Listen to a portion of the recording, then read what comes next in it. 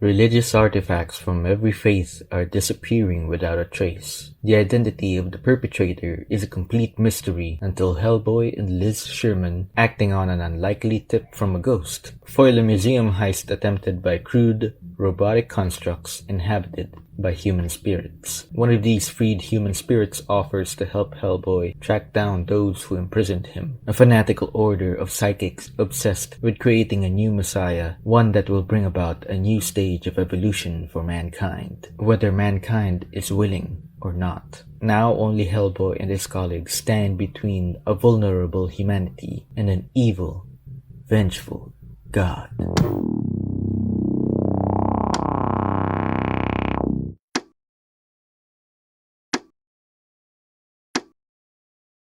I've now committed blasphemy on the first Hellboy novel I own by making a book review of this new Hellboy novel I just got a few weeks ago first in this channel. Hellboy the God Machine was written by Thomas E. Sniegoski and is the fifth Hellboy novel to be published. The first Hellboy novel I owned was On Earth as It Is in Hell by Brian Hodge, and that was the third Hellboy novel published. These two books don't have anything to do with each other besides Hellboy and his team being in the story. And I think that's what's great about these pocket novels. You can read them on their own without having to worry about continuity or a well-connected universe. I breezed through The God Machine very quickly because it just felt really easy to read most of the time. The author knew how to hook the reader very early on by giving Hellboy a few monsters to clean up, much as his character typically does in his stories. But as the story progressed, I noticed that the author leaned more heavily on the main antagonists of the story in a lot of chapters, and less so of Hellboy and the BPRD. Not that that's a bad thing, it's just that going into these kinds of novels, you kinda expect to read more about the titular character, because that's what you bought the book for in the first place. But no,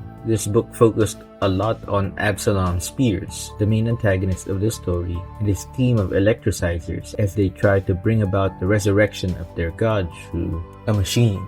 That isn't much of a bad thing. Just to reiterate, I actually liked that we got to learn more about the antagonist's intentions, which was to resurrect the fallen god, or multiple gods, for this matter. Despite there being few moments of Hellboy and his team, we get to learn more about Thomas Manning's character and his uncle Steve, who's a ghost that helps them figure out what the hell is even going on with these weird cases. There's a chapter where Manning and his uncle have this heart-to-heart therapy session that leads to Manning's closure for his uncle's death, and that was a great sequence of dialogue to read. I felt it, man. Thomas Manning had put this extreme weight on himself for the death of his uncle, that getting to tell him the truth, even in his ethereal form, took that weight off of him, and they got to reconcile with each other.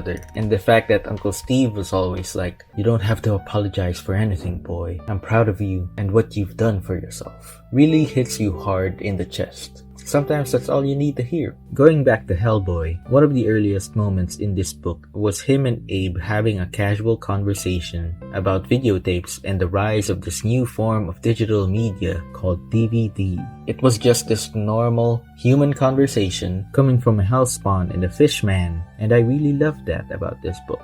Hellboy's just a normal guy, underneath all of that red skin and demonic features. He just wants to hang out, eat food, and watch television. Life goals, am I right? I just really wish we got to read more of that here. But less is more, as they say. The third act of this book is kind of where it felt a little rushed and scattered. Absalom Spears successfully resurrects his god and immediately realizes that it was a mistake. He thought that by resurrecting this deity, it will bring about peace in the world, but it turns out to be an angel of destruction and quickly proceeds to annihilate everything around it.